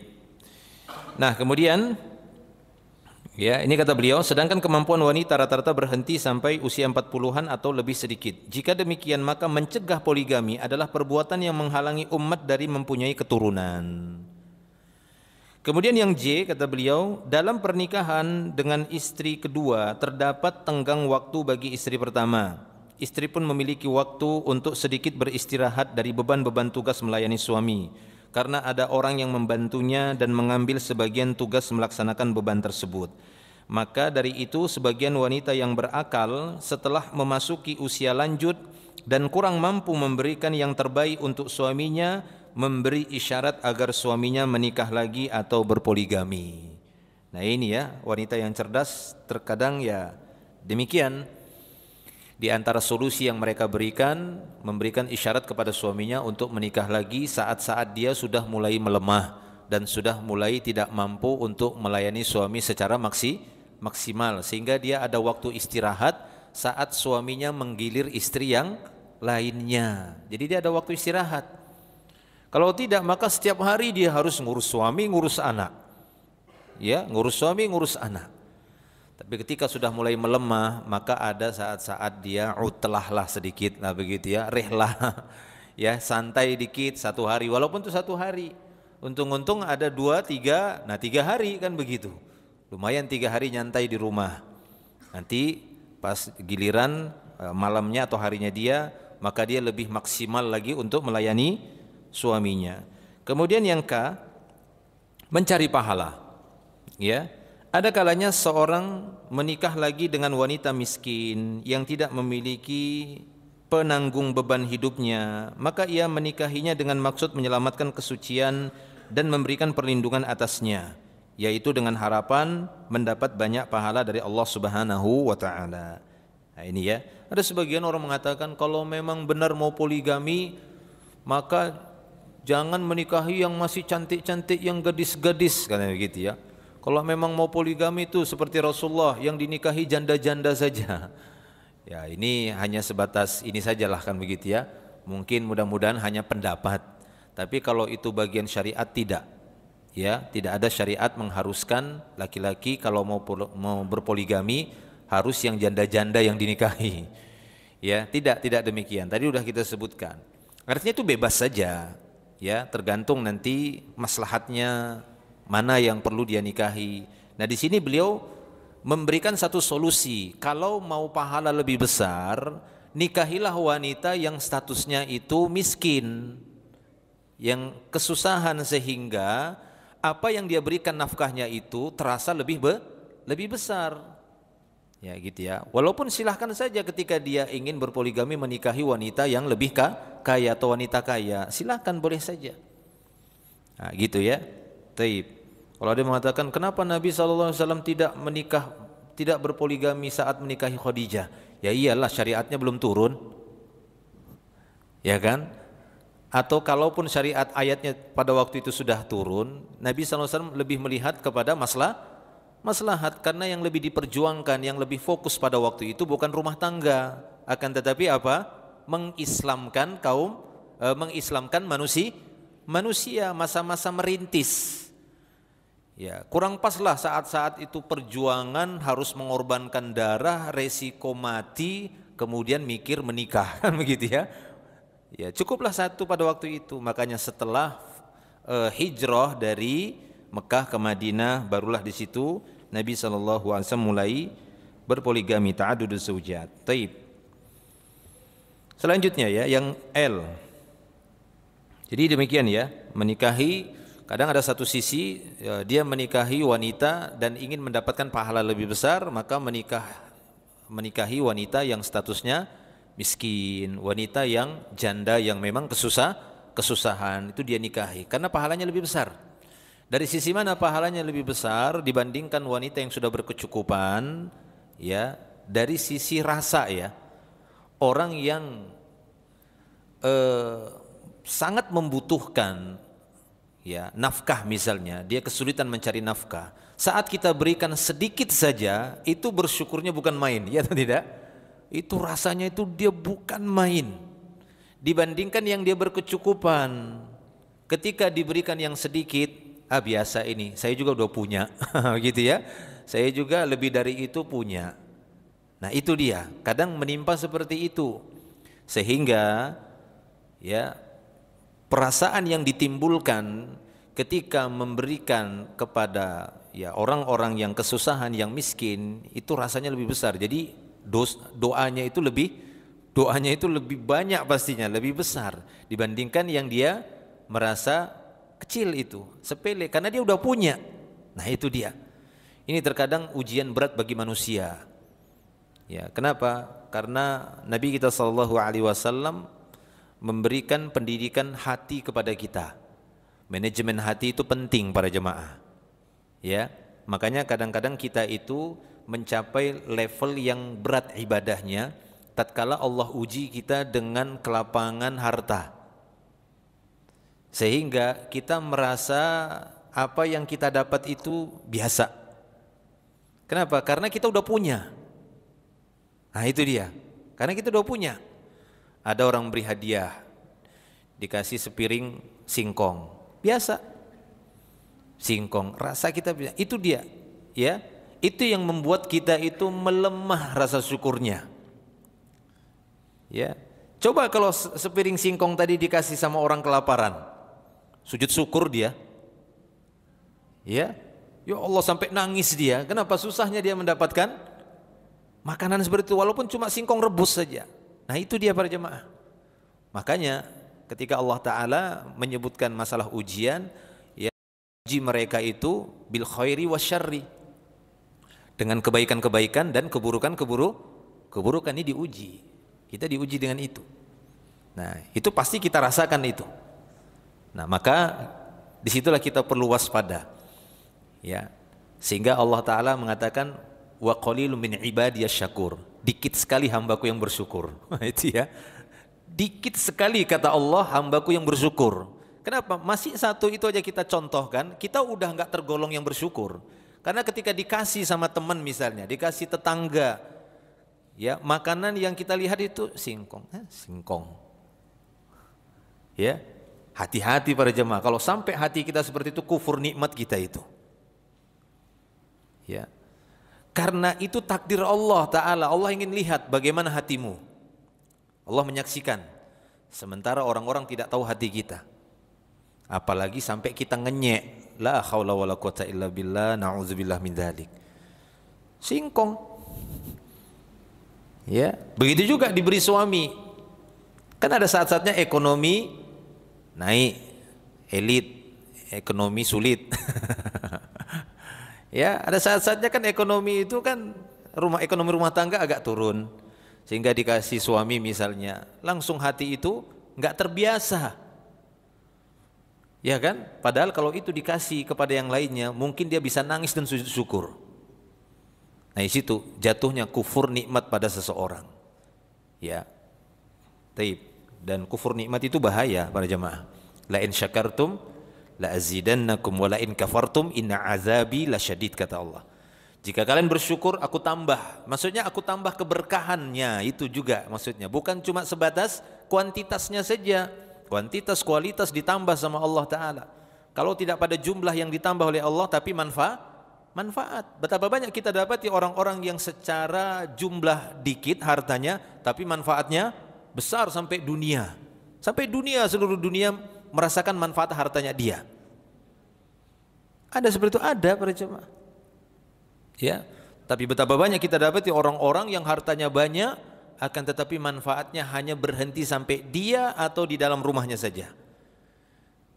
Orang-orang enggak ada dapat manfaat sedikit pun. Ya, bahkan ada yang tidak dapat manfaat sama sekali, justru yang dia dapati mudarat dari hartanya. Nah, itu dia. Itu ya. Jadi ini satu pandangan, mencari pahala dari menikah lagi ataupun berpoligami dengan memilih wanita yang miskin misalnya, ya, yang sangat berkebutuhan. Kenapa? Karena ketika nanti diberikan nafkah itu beda dia rasanya, ya, bagi dia itu rasa syukurnya. Dan ketika kita memberikan kepada orang yang rasa syukurnya besar, maka yang memberikan pun akan mendapatkan manfaat besar. Apa itu? Didoakan. Iya, didoakan. Ya. Orang-orang yang merasa diberikan kebaikan oleh orang lain, dia akan mendoakannya. Tapi kalau udah dia sepelekan pemberiannya, maka lidahnya akan berhenti untuk mendoakan. Bahkan itu tadi bisa terdorong kepada mencelanya, mengejeknya. Ah, kok cuma sebegini aja. Ya, atau lidahnya enggak berbicara tapi hatinya gitu ya. Hatinya merasa bahaya, hati-hati ya. Hati ini Allah yang tahu langsung, yang mengukurnya, yang menilainya. Taib ya. Kita baca lagi. Kemudian yang L, Sesungguhnya yang memperbolehkan poligami itu adalah Allah Azza wa Jalla, yang tentu saja lebih mengetahui maslahat hamba, lagi lebih belas kasih terhadap mereka daripada kasih sayang mereka terhadap diri mereka sendiri. Jadi yang membolehkan menikah lagi lebih dari satu ataupun poligami, ini bukan siapa-siapa, langsung pencipta alam semesta, pencipta manusia yang paling tahu tentang manusia, yang lebih berbelas kasih kepada manusia daripada manusia itu sendiri terhadap dirinya sendiri. Tidak ada yang lebih penyayang daripada yang maha penyayang. Kita memang punya sifat penyayang, iya punya, tapi tidak ada yang bisa menyaingi dan mengimbangi kasih sayang, belas kasih sayang Allah Subhanahu wa taala. Enggak ada yang bisa. Dialah Ar-Rahman Ar-Rahim. Ketika dia mensyariatkan poligami, itu bagian dari tanda sayangnya Allah Ta'ala kepada sebagian hamba-hambanya. Dengan demikian jelaslah bagi kita hikmah Islam dan universalitas pandangannya, ya, keluasan ya pandangan Islam ini dalam membolehkan poligami, sekaligus menjadi jelas kebodohan orang yang mencela Islam. Di antara penghargaan Islam bagi wanita muslimah, ini judulnya, bahwa ditetapkan bagian khusus harta warisan bagi wanita. Wah, ini sepertinya masih cukup banyak ya. Ya. Taib, sepertinya beliau ini membahas sampai L. Dan setelah ini beliau akan membahas tentang hal-hal yang berkaitan sudut pandang ini ya, wanita dengan yang lainnya. Taib, nggak apa-apa ya, kita bacakan saja ya, biar khataman kita. Taib, masih cukup waktunya insyaallah. Di antara penghargaan Islam bagi wanita muslimah bahwa ditetapkan bagian khusus harta warisan bagi wanita. Maka seorang ibu mendapatkan bagian tertentu, istri punya bagian sendiri, putri anak perempuan punya bagian sendiri, saudara perempuan ya atau saudari ya perempuan pun mendapatkan bagian tertentu, seperti dijelaskan dalam kitab yang membahasnya. Merupakan kesempurnaan keadilan bahwasanya Islam menetapkan bagian untuk wanita adalah separuh dari bagian laki-laki dari harta warisan. Barangkali sebagian orang yang picik akalnya mengira pembagian ini zalim, tidak adil. Bagaimana bisa bagian anak laki-laki sama dengan bagian dua anak perempuan dari harta warisan? Mengapa bagian anak perempuan setengah dari bagian anak laki-laki? Jawabnya adalah sesungguhnya yang memberi ketetapan demikian adalah Allah, Rabb yang maha bijaksana lagi maha mengetahui tentang maslahat-maslahat para hamba.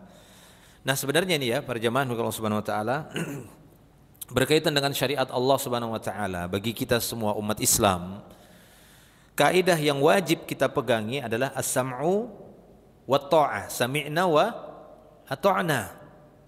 Ya, tanpa harus melihat dulu ini imbang enggak, adil enggak, diterima akal atau tidak, enggak perlu. Karena kewajiban orang-orang beriman, namanya juga iman. Iman itu lebih dahulu di mana? Di hati. Itulah tempat iman asalnya, di hati. Ya, sebagaimana tadi sudah kita sebutkan di awal ketika Allah Taala mengatakan, ya, wa zayyanahu fi qulubikum. Apa itu iman? Walakinallaha habbaba ilaikumul iman wa zayyanahu fi qulubikum. Allah lah yang menjadikan keimanan itu terasa indah di dalam hati kalian. Allah yang jadikan keimanan itu di dalam hati kalian, ya, kemudian bersemayam di dalam hati kalian sehingga kalian cinta dengan Islam, cinta dengan syariat Islam. Nah itu ya. Taib. Nah oleh karena itu bagi orang-orang yang beriman sebenarnya aslinya ya, kecuali mereka yang sudah terkena syubhat di kepalanya. Kalau yang sudah terkena syubhat di kepalanya memang demikian. Apabila mendapati satu syariat di dalam Islam, maka lebih dahulu masuk akal atau tidak. Berbeda halnya dengan orang-orang yang benar-benar mendahulukan iman. Ketika datang sebuah berita dari Allah dan Rasulnya, maka mereka langsung mengatakan sami'na wa ata'na, kami dengar dan kami taati. Nah begitu juga dengan pembagian waris seperti yang beliau contohkan ini. Taib. Jika begitu, di manakah letak kezalimannya? Sungguh sistem atau hukum Islam bersifat integral dan saling berkaitan. Maka bukan bagian dari keadilan jika hanya mengambil satu sistem atau satu tasyri' ketetapan hukum lalu memandangnya dari sudut tanpa mengaitkannya dengan bagian yang lain. Akan tetapi seharusnya melihatnya dari berbagai sudut sehingga gambaran menjadi jelas dan keputusan menjadi lurus. Nah, jangan menimbang Islam itu hanya dari satu dua ayat saja. Jangan menimbang Islam itu dari satu hukum saja. Menimbang Islam hanya dari sisi hukum waris. Dia tidak melihat bagaimana hukum-hukum lain yang Allah Ta'ala turunkan untuk umat Islam. Akhirnya apa? Dia memandang Islam itu dengan pandangan yang pincang. Nah, itulah akhirnya dia berjalan dengan agama Islam dengan kondisi pincang. Tidak seperti yang lainnya. Taib. Oleh karena itu dia pandang dari semua sisi, semua sudut pandang dari hukum-hukum Islam itu. Hal yang menampakkan keadilan Islam dalam masalah ini adalah nafkah istri. Dijadikan kewajiban suami. Nah, ini dia.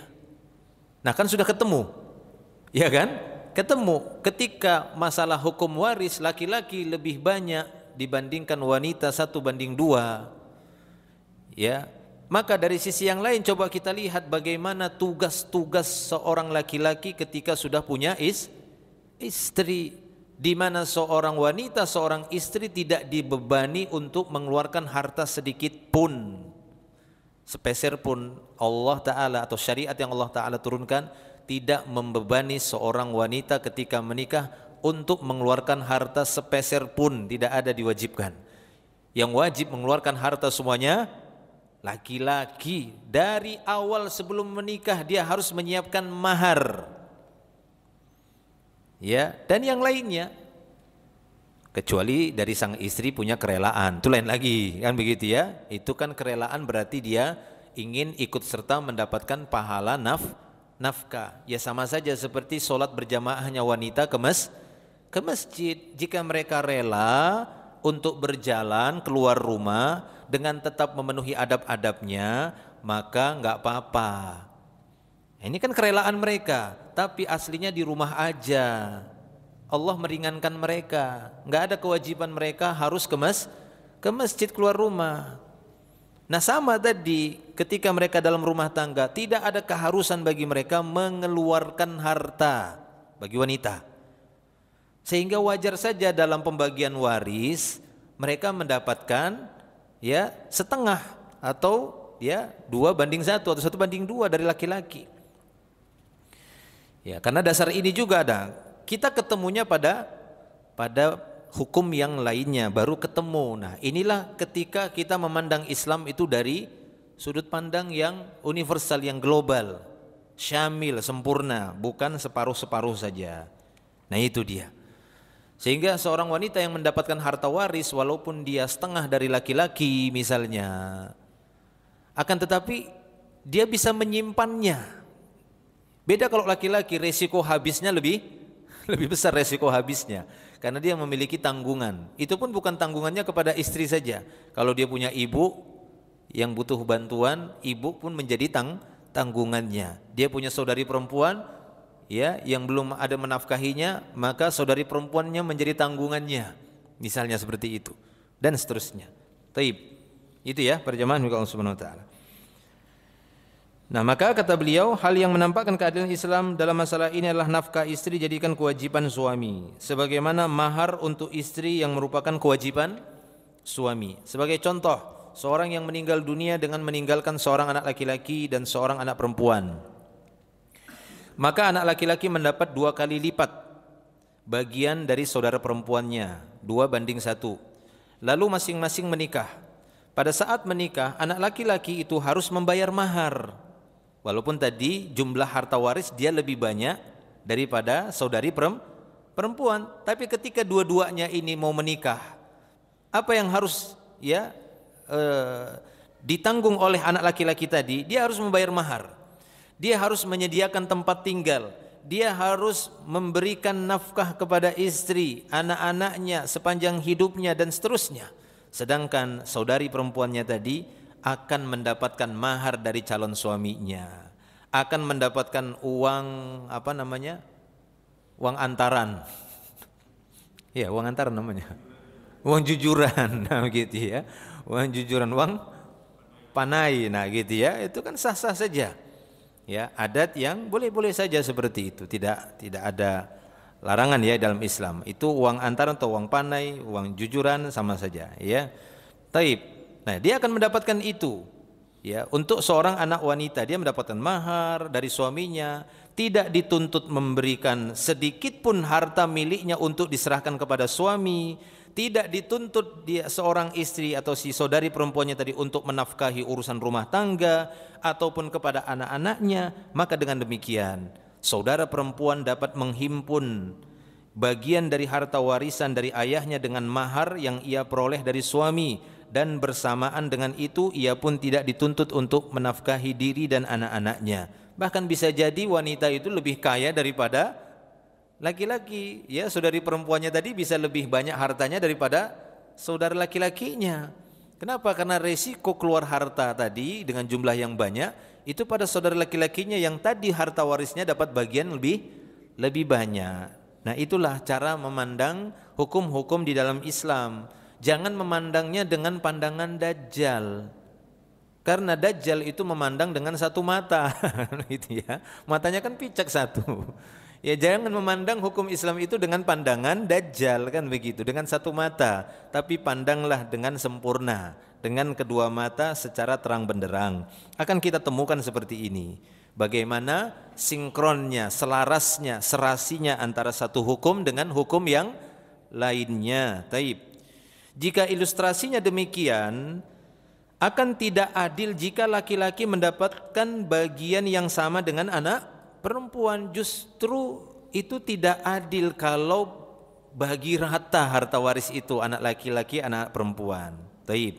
Inilah kedudukan, harkat dan martabat wanita dalam Islam. Kalau para wanita tidak mengkaji ini, ya mereka nggak paham tentang itu. Mereka hanya bisa teriak-teriak, nggak adil, Islam nggak adil. Warisan banyak laki-laki, masalah menikah boleh poligami, laki-laki terus yang menang. Padahal mereka yang lebih banyak uangnya, gitu ya. Lebih terbuka, potensi terbuka untuk banyak menabung, mengumpulkan harta itu pada perempuan daripada laki-laki. Resiko habis harta itu bagi laki-laki, ya. Tapi, nah itu ya, pahala dari harta itu lebih banyak laki-laki. Kemungkinan dapat pahalanya begitu ya, itu lebih besar laki-laki. Lihat saja kalau Rasulullah SAW dalam hadis-hadis mendatangi sekumpulan wanita, apa yang disuruh Nabi pertama kali? Aku diperlihatkan kalian paling banyak di neraka. Lalu apa kata Nabi? Sedekahlah kalian. Nah itu dia, ya, karena kecenderungan sifat pelit itu banyak pada wanita daripada laki-laki. Makanya Allah Maha Tahu, Dia yang menciptakan jiwa laki-laki. Kedermawanan itu lebih banyak pada laki-laki, sehingga Allah membolehkan mereka beristri lebih dari satu, karena Allah tahu mereka itu sanggup dan tidak pelit. Memang ada sih laki-laki pelit, ada begitu ya. Tapi umumnya mereka siap untuk mengorbankan harta. Siap mereka. Sehingga itulah hikmah juga kenapa jihad itu juga untuk laki-laki, karena mereka siap mengorbankan harta dan nyawa. Makanya perintah jihad, jahidu fisabilillah bi amwalikum wa anfusikum. Laki-laki itu lebih rela dia mati. Ya, dia lebih rela mati habis harta itu pada laki-laki. Ya, bukan wanita tidak, kan begitu ya, tapi lebih kuat itu pada laki-laki. Wanita itu kecenderungan untuk pelitnya besar. Nah, gitu ya, untuk pelitnya itu besar. Sehingga ya bisa jadi, makanya ketika Nabi SAW datang, bersedekahlah kalian. Bersedekahlah kalian. Itu nasihat Nabi untuk para wanita muslimah. Taib. Ya, selanjutnya kata beliau, ya, inilah kedudukan harkat martabat wanita dalam Islam, lalu di mana nilai dan derajat sistem buatan manusia yang ada di muka bumi dibandingkan sistem Islam yang adil. Sistem-sistem buatan manusia yang ada di muka bumi tidak memperhatikan martabat kaum wanita. Seperti seorang ayah melepaskan diri dari anak perempuannya ketika mencapai usia 18 tahun atau kurang dari itu, agar putrinya keluar dengan nasib tiada menentu mencari tempat tinggal dan sesuap nasi untuk mengusir rasa laparnya, yang terkadang hal itu sampai mengorbankan dan menjual kehormatan diri dan kemuliaan akhlaknya. Bandingkanlah dengan penghargaan Islam. Ya, memang kalau orang-orang di luar Islam, kadang mereka didapati justru menjual anak-anaknya, mengeksploitasi anak-anaknya, na'udzubillah. Ya, tapi tidak pada Islam. Ya, tidak pada Islam itu, sehingga umat Islam harus benar-benar mengambil apa yang telah Allah Ta'ala turunkan dari syariatnya. Bandingkanlah penghargaan Islam terhadap wanita yang menjadikannya manusia yang mulia daripada sistem-sistem yang memandang wanita hanya sebagai sumber kejahatan dan dosa, yang telah merampas hak-haknya dalam kepemilikan dan tanggung jawab, serta menjadikan mereka hidup berlumur kehinaan dan menganggapnya sebagai makhluk najis. Ya, ada sebagian tempat, ada mungkin sebagian kelompok manusia yang menganggap wanita itu hanya untuk diperjualbelikan saja. Ya, apalagi sekarang ya, memang rata-rata untuk iklan-iklan itu menggunakan wanita, menggunakan perempuan untuk penglaris. Nah, itu dia. Jadi justru itu menghinakan perempuan. Adapun Islam enggak, mereka memuliakan ya para wanitanya. Taib. Bandingkanlah penghargaan Islam kepada wanita daripada orang-orang yang menjadikan wanita sebagai barang dagangan. Nah, ini tadi, yang memperjualbelikan jasadnya di dalam berbagai promosi bisnis dan iklan. Baru saya bilang tadi ya. Ya, nah seperti itu memang keadaannya orang-orang yang tidak faham Islam atau orang-orang kafir sebenarnya. Mereka lah orang-orang yang menghinakan para wanita, lalu menuduh Islam sebagai agama yang menghina para wanita, padahal mereka lah yang menghinakan para wanita-wanita mereka, menjadikan wanita sebagai ya bahan untuk promosi bisnis dan iklan. Bandingkanlah penghargaan Islam kepada kaum wanita daripada sistem yang menganggap perkawinan sebagai transaksi jual beli, sehingga istri berpindah-pindah agar menjadi harta kekayaan suami, hingga pertemuan mereka untuk mengkaji hakikat dan ruh wanita, apakah termasuk manusia atau bukan. Nah, ini ya orang-orang kafir, di mana wanita itu dijadikan objek untuk penelitian, objek untuk harta, berpindah-pindah dari satu kepada yang lainnya, dijadikan seperti barang dijual belikan. Ya, na'udzubillah. Demikianlah kita melihat bahwa di dalam sistem Islam, wanita muslimah merasakan kebahagiaan di dunia bersama keluarga, di bawah asuhan kedua orang tua, di bawah lindungan suami, dan balas budi anak-anaknya, baik ketika ia berada pada masa anak-anak, remaja, atau pada masa lanjut usia, dan ketika dalam kondisi fakir maupun kaya, dan sehat maupun sakit. Ya, kita dapati di dalam urf kehidupan kaum muslimin itu akan kita dapati wanita ketika masih anak-anak itu lebih dibela daripada anak laki-laki. Nah, kan begitu ya, lebih dibela daripada anak laki-laki.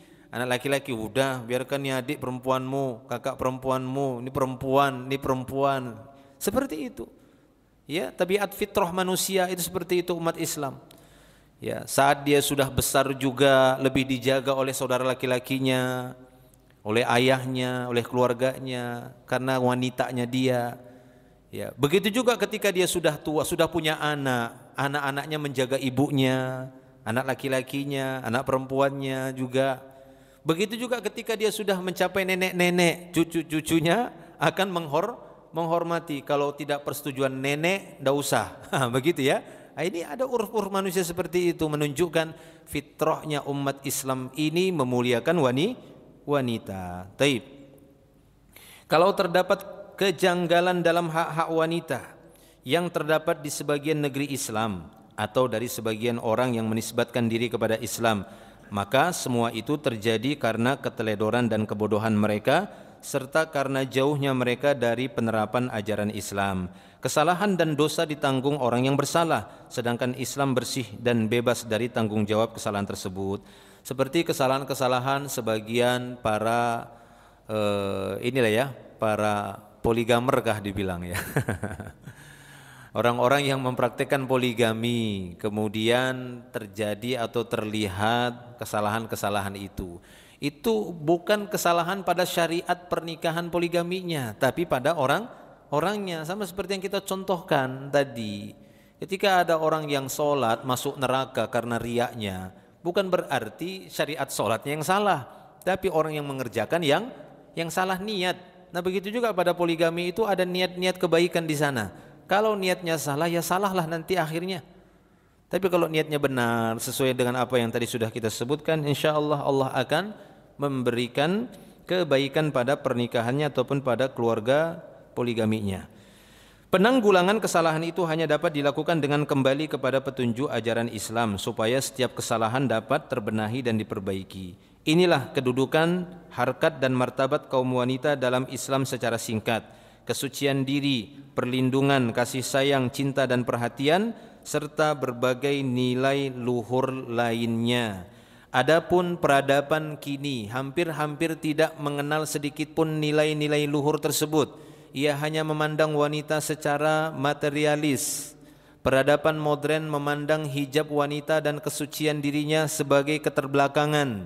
Wanita seperti boneka yang bisa dipermainkan setiap laki-laki ataupun laki-laki mata keranjang, dan itulah rahasia kebahagiaan menurut mereka.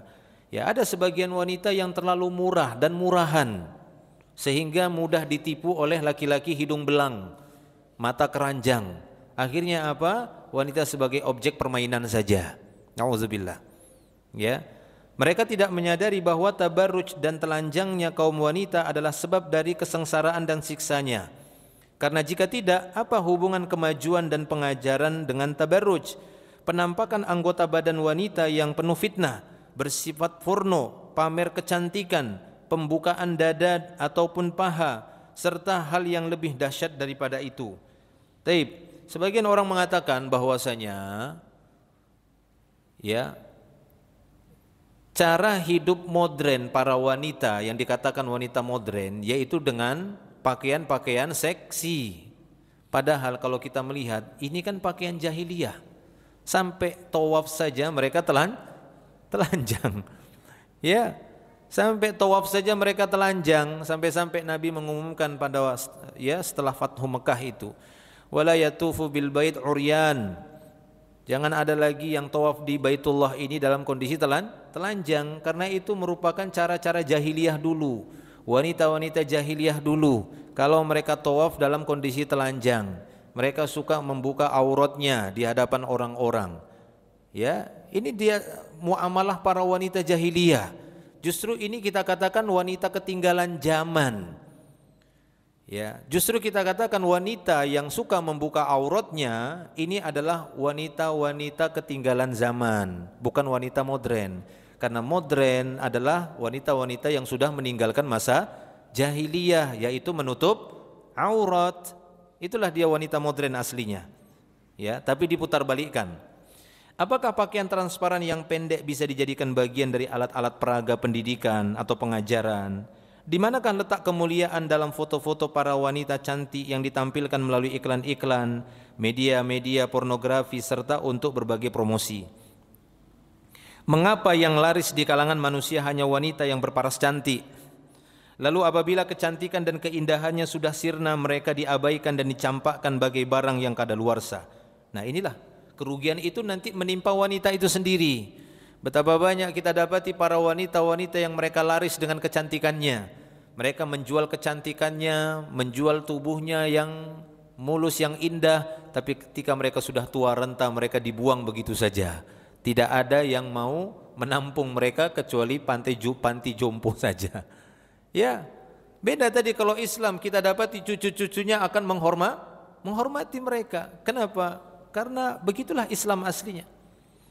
Ya. Taib. Lantas apa bagian-bagian wanita yang kurang cantik dari peradaban modern ini? Apakah bagian untuk ibu yang lanjut usia, nenek-nenek dan wanita-wanita jompo? Ya, kalaulah yang dikatakan hebat itu wanita cantik yang didepankan, kemudian bagaimana dengan wanita-wanita yang tidak cantik? Apakah mereka wanita yang terhina? Maka Islam tidak memandang demikian. Islam memandang dari ketakwaannya, bukan dari paras wajahnya. Sesungguhnya bagian mereka yang paling baik menurut peradaban modern adalah ditempatkan di tempat-tempat penampungan dari panti-panti jompo, di mana mereka di sana tidak dikunjungi dan tidak juga ditanya tentang keadaannya. Memang ada di antaranya yang mendapat gaji pensiunan atau yang serupa dengannya yang mereka habiskan hingga tutup usia, tetapi di sana tidak ada hubungan silaturahim, tidak ada kerabat dekat dan tidak pula teman setia. Adapun wanita dalam Islam, semakin lanjut usia mereka semakin dihormati. Ya, makin besar pula hak mereka dan semakin berlomba anak dan kerabat dekatnya berbuat yang terbaik kepada mereka. Sebagaimana telah diulas, karena mereka telah melakukan tugasnya dan yang tersisa adalah kewajiban anak, cucu, keluarga dan masyarakat terhadap mereka. Sedang tuduhan dan anggapan bahwa hijab dan menjaga kesucian dirinya sebagai simbol dari keterbelakangan atau ketertinggalan adalah batil, keliru, lagi palsu. Sungguh tabarruj dan pamer kecantikan, ya, pamer kecantikan ini sebenarnya kesengsaraan serta azab dan itulah hakikat keterbelakangan. Seperti yang kita sebutkan tadi. Justru wanita-wanita terbelakang, wanita-wanita purbakala itu ya, adalah wanita-wanita yang tidak tahu cara berpakaian yang benar. Nah, itu wanita purbakala, ada yang hidup di zaman modern ini. Wanita-wanita modern adalah wanita yang menutup auratnya. Nah, itu dia wanita modern.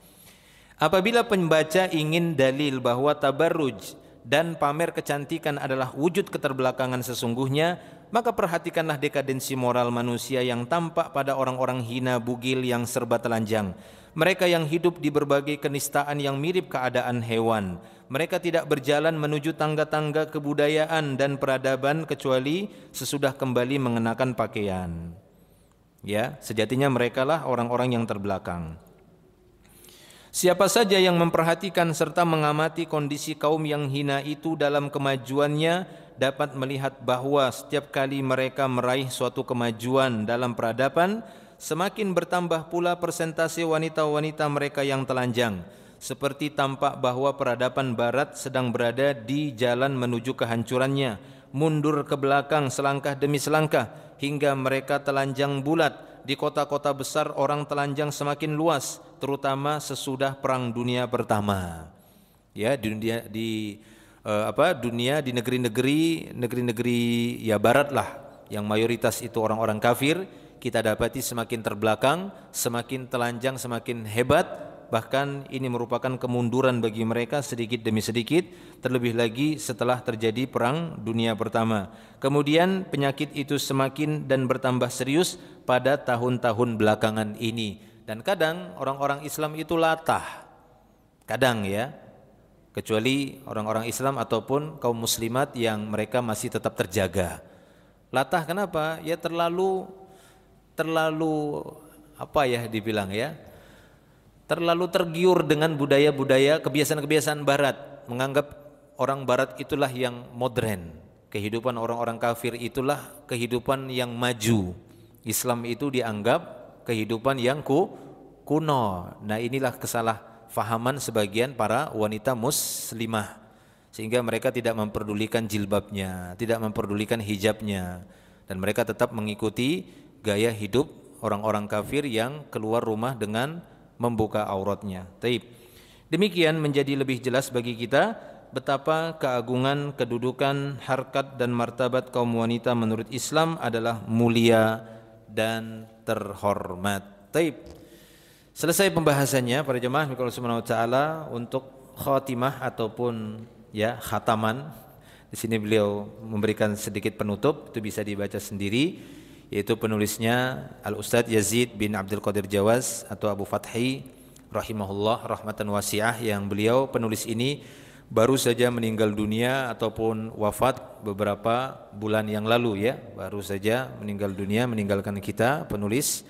Semoga Allah Ta'ala merahmatinya dengan rahmat yang luas dan memberikan pahala yang mengalir atas semua karya-karya beliau yang telah kita pelajari. Kita mendapatkan ilmu melalui karya-karya beliau ini. Dan tidak bisa kita pungkiri bahwa kebaikan yang ada pada kita dari sebab ilmu yang beliau bagikan melalui tulisannya, maka pastinya Allah Ta'ala memberikan pahala yang mengalir bagi beliau.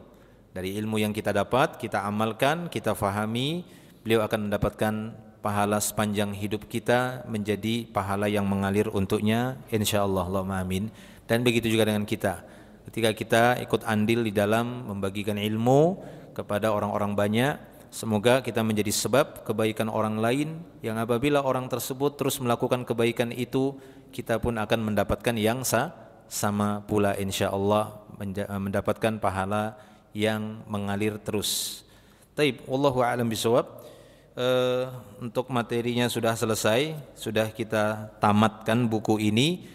Mudah-mudahan dari awal pembahasan sampai di akhir, jika ada di sana kesalahan demi kesalahan, itu sejatinya datang dari diri saya pribadi, baik itu dari salah ucapan ataupun salah di dalam penyampaian. Semoga Allah Ta'ala memperbaikinya, dan semoga Allah Subhanahu Wa Ta'ala memberikan kepada kita pemahaman dari agamanya. Jika ada yang benar, itu semata-mata hidayah dari Allah Subhanahu wa Ta'ala yang telah memberikan hidayah kepada hati kita dan pemahaman kita, sehingga mudah bagi kita untuk memahami agama Allah Subhanahu wa Ta'ala, dan semoga Allah Ta'ala memberikan keberkahan untuk kita semua. Taib, mungkin ada bertanya, silahkan sebelum kita akhiri.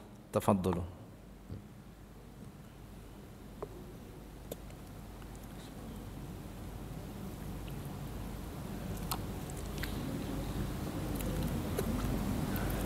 Tidak ada ya, cukup ya, insyaallah cukup jelas.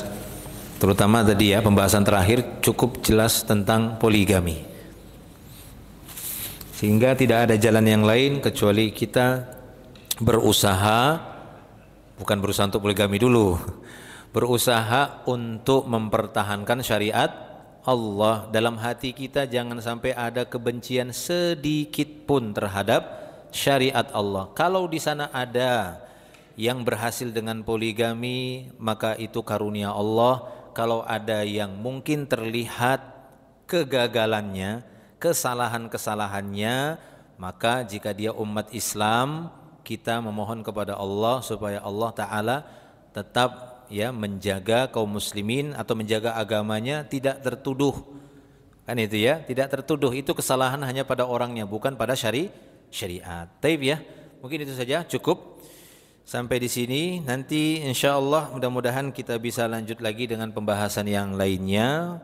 Belum tahu ini apa yang harus kita lanjutkan lagi nanti. Intinya tetap dengan pembahasan yang ilmiah. Mudah-mudahan Allah Ta'ala memberikan keistiqomahan untuk kita semua. Kita akhir dengan doa kafaratul majlis. Subhanakallahumma bihamdik, asyhadu an la ilaha illa anta astaghfiruka wa atubu ilaik. Assalamualaikum warahmatullahi wabarakatuh.